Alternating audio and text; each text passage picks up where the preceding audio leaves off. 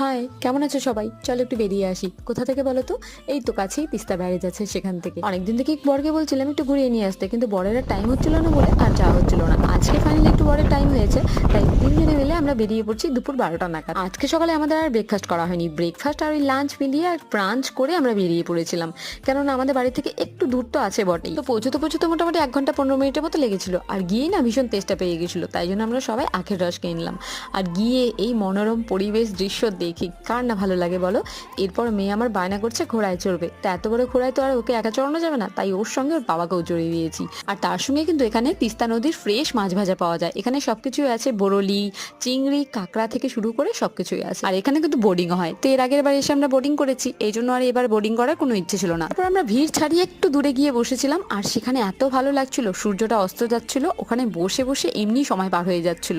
খুব সুন্দর হাওয়া দিচ্ছিল। ভিডিওটা ভালো লাগলে লাইক করে চ্যানেলকে সাবস্ক্রাইব করে দিও।